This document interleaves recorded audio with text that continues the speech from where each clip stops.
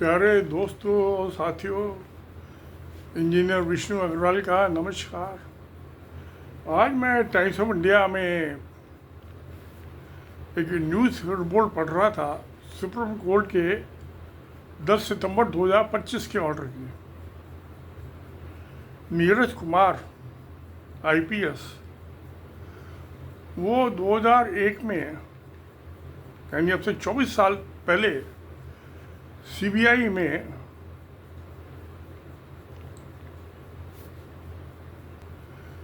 Joint director इनकी posting थी। और फिर ये बाद में दिल्ली पुलिस के कमिश्नर होकर रिटायर हुए।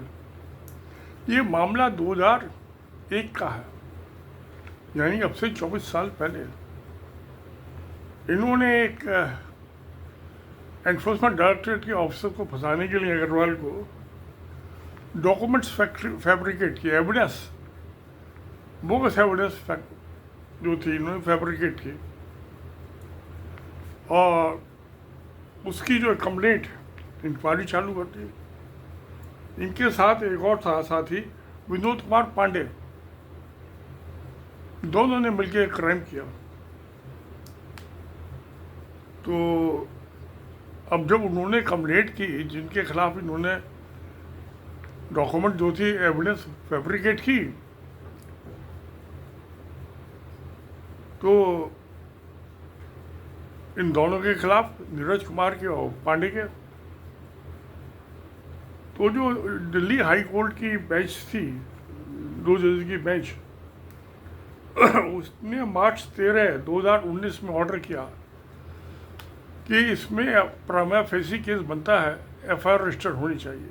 एफआईआर, दिल्ली पुलिस की स्पेशल सेल एफआईआर रजिस्टर करे और इन्वेस्टिगेट करे मैटर। मगर उस ऑर्डर की दिल्ली पुलिस ने कंप्लायंस नहीं की, क्योंकि दिल्ली पुलिस जो सीबीआई के ऑफिसर की इंक्वायरी नहीं कर सकती। दिल्ली पुलिस और सीबीआई दोनों ही सेंट्रल गवर्नमेंट की एजेंसी हैं, तो कर तो सकती है, मगर अपने सर्विंग ऑफिसर के खिलाफ कैसे करे, तो आगे चल के दिल्ली पुलिस का कमिश्नर बन गया। तो अब ये उसके बाद मामला चलता रहा। अब यानी कि 24 साल पुराने केस में सुप्रीम कोर्ट ने 10 सितंबर 2025 को ऑर्डर किया है कि एफआईआर रजिस्टर करो, और एक एसीपी लेवल का, कम से कम not below the level ACP, इसके इन्वेस्टिगेशन ऑफिसर होना चाहिए। तो ये पुलिस वाले जो हैं, जो हाई कोर्ट का ऑर्डर था, ये 13 मार्च 2019 का था, यानी वह 5 साल बीत गए। ले होती है। तो आज ये 24 साल पुराने केस में सुप्रीम कोर्ट ने कहा कि एफआईआर रजिस्टर हो और इंक्वायरी हो। तो ये कोई अपने आप में अनोखा केस नहीं है।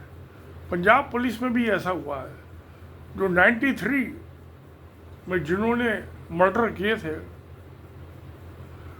उनको रिटायरमेंट के बाद भी उनके गुनाहों ने उनका पीछा नहीं छोड़ा। अब वो आज जो है 75-80 साल के हो गए, तो कोर्ट ने सजा दी है लाइफ इम्प्रिजनमेंट फॉर मर्डर, कत्ल के लिए, फेक एनकाउंटर। तो ये पुलिस वाले जो अक्सर एविडेंस जो है बोगस बनाते रहते हैं, ये कोई नई बात नहीं है। और इसमें नीचे से ऊपर तक सब शामिल होते हैं, क्योंकि वो तो एक डिपार्टमेंट है ना, नीचे के अफसर को बचाएगा ऊपर का अफसर, और जो पैसे लेगा नीचे वाला ऊपर तक जाएगा वो पैसा, ब्राइब का पैसा, रिश्वत का पैसा। एक आम बात है ये। खैर, अब इनको पुलिस कमिश्नर रिटायर हुए, इनके सारे इन्वेस्टिगेशन रिटायरमेंट के बाद ही चालू होते हैं, क्योंकि जब तक ये सर्विस में होते हैं इनके प्रमोशन होते रहते हैं,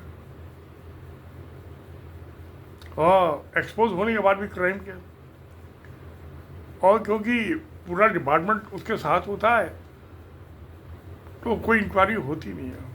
चाहे हाई कोर्ट ऑर्डर करे, सिंगल बेंच करे, डबल बेंच करे, कोई इंक्वायरी नहीं होती। मगर उसके गुनाह तो उसका पीछा नहीं छोड़ते। अब ये 24 साल के बाद बहुत लंबा टाइम हो गया। FIR रजिस्टर होगी, सब बुढ़े हो जाते हैं, 70 साल के एज भी पार कर लेते हैं। पंजाब में SSP, SP, DSP, inspector, sub inspector, head constable fake counter में सजाएं हुई हैं। मैं अभी पिछले अगस्त में, पिछले साल महीने जो है 2-3 केस रिपोर्ट हुए थे जिनको सजा हुई है डिस्ट्रिक्ट कोर्ट से। तो मुकदमा तो डिस्ट्रिक्ट कोर्ट से चालू करे, ट्रायल कोर्ट और डिस्ट्रिक्ट कोर्ट ही है। अब देखते हैं नीरज कुमार जब पोस्ट पे होते तो बड़ा इनका रुतबा होता है। रिटायरमेंट के बाद किसी का कोई रुतबा नहीं होता, 2 कौड़े की औकात नहीं बचती। पुलिस कमिश्नर हो चाहे DGP हो, है तो सरकारी नौकर। एक कांस्टेबल गुनाह करे या पुलिस कमिश्नर करे या DGP करे, डायरेक्टर जनरल पुलिस, गुनाहगार तो बराबर है, पापी तो दोनों है। तो देखते हैं ये नीरज कुमार जो थे, इनके टाइम में जो थी 84 के राइट्स हुए थे, एंटी सिख, जब RSS के आदमी ने सिखों को मारा था इंदिरा गांधी के मर्डर के बाद, उनके साथ कुछ कांग्रेसी भी शामिल थे। मगर उस केस में कुछ 2-4 साल की 5 साल की सज़ा हुई हो, तो बाकी जो बड़े खुराफाती थे वो सब छुट्टे घूम रहे हैं, सज़ा नहीं हो रही। अब देखते हैं नीरज कुमार FIR रजिस्टर होगी, अब सुप्रीम कोर्ट के बाद कहाँ जाएंगे। FIR रजिस्टर होगी इनके खिलाफ, 100% होगी। अब इन्वेस्टिगेशन में आयु जो डिले कर देगा, इंक्वायरी करेगा या क्लोजर रिपोर्ट फाइल करेगा डिस्ट्रिक्ट कोर्ट में। वो सुप्रीम कोर्ट का ऑर्डर है तो ये तो फाइनल हो गया मामला। अब तो FIR रजिस्टर करनी पड़ेगी।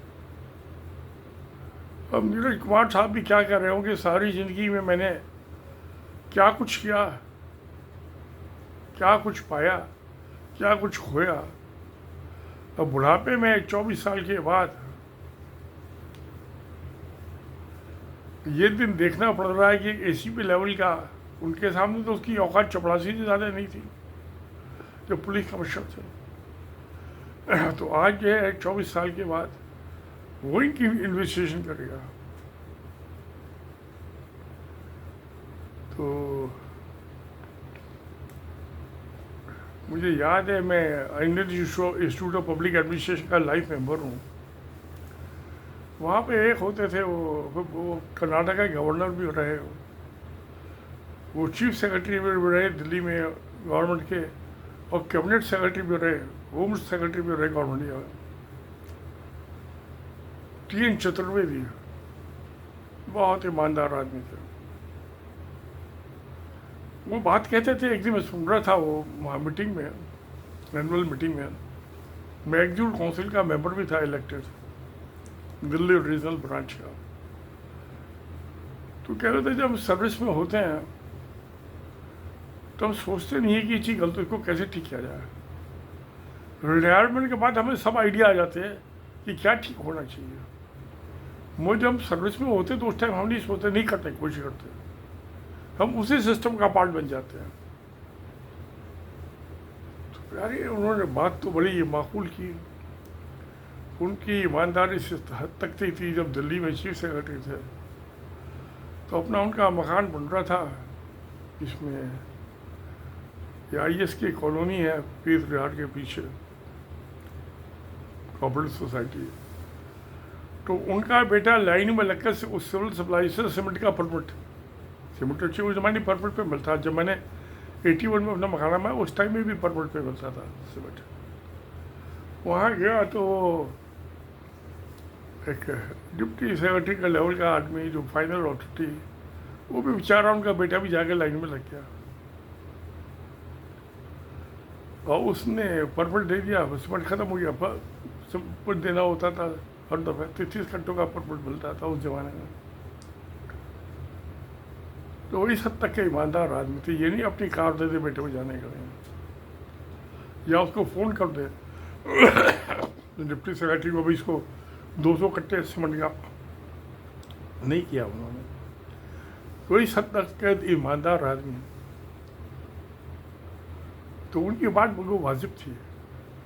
जो उन्होंने कहा कि जब नौकरी में होते हैं, सर्विस में होते हैं, अथॉरिटी होती है, हम सिस्टम को ठीक कर सकें, करप्शन को ख़त्म कर सकें, नहीं करते हम उसका ही पार्ट बन जाते हैं, हम ओवरलुक कर देते हैं करप्शन को।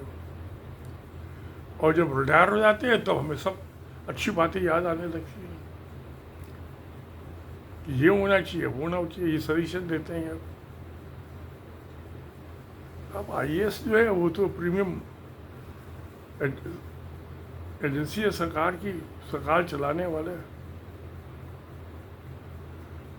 उसके जो मुखिया हैं, 1000 अगर आईएएस होते हैं तो उसमें 90% जॉइंट सेक्रेटरी के लेवल पर रिटायर हो जाते हैं। सिर्फ 10% जो है एडिशनल सेक्रेटरी या सेक्रेटरी बन पाते हैं। और 1000 में एक आदमी सेक्रेटरी बन पाता है उन 10 में से भी। और सेक्रेटरी और कैबिनेट सेक्रेटरी में कोई फ़र्क नहीं है। उससे पहले तो 300-400 रुपये स्पेशल पे मिलती थी, बाकी पे स्केल तो दोनों का एक ही है। जब सुपर टाइम स्केल में आते हैं ये 22 साल की नौकरी के बाद आईएएस, तो उनकी पे तो बस वहाँ हो जाता है। उसके बाद तो उनको जिस पोस्ट पर होती है उसकी पोस्ट की स्पेशल पे मिल जाती है, इससे ज़्यादा कुछ नहीं होता है। और मैंने देखा, मैं तो फर्स्ट हैंड भाई कई आईएएस ऑफिसर्स के साथ मैंने काम किया है, कुछ आदमी बहुत अच्छे भी होते हैं।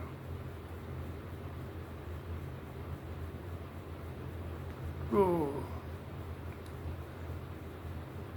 मगर ये जो है ये पुलिस वाले जब ये वर्दी में होते हैं तब तो अपने आप को खुदा का बाप समझते हैं।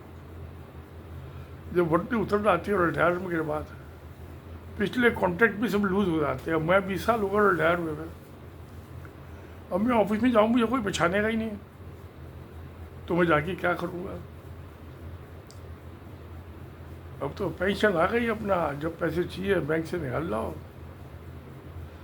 एटीएम कार्ड से, और जिंदगी बसर करो जो पेंशन मिल रही है। तो चाहे तो कोई भी आदमी हो, चाहे पुलिस कमिश्नर हो, डीजीपी हो, पुलिस का कांस्टेबल हो, रिटायरमेंट के बाद तो दोनों बराबर हो जाते हैं। जैसे हम इंजीनियर होते हैं तो चीफ इंजीनियर और चपरासी दोनों बराबर हो जाते हैं। बहुत प्रेशर था गवर्नमेंट के। तो प्यारे दोस्त, वो जब नौकरी में होते हैं तो मगर अब क्या है कि उसको कुछ बदल भी सकते हैं। मन में तो आता है, हमारी हाथ क्या हो, जो मैं ना करता तो ज़्यादा अच्छा था। अब जो ये रिटायरमेंट के बाद जलालत, एक छोटा सा पुलिस का अफसर आके इंक्वायरी करे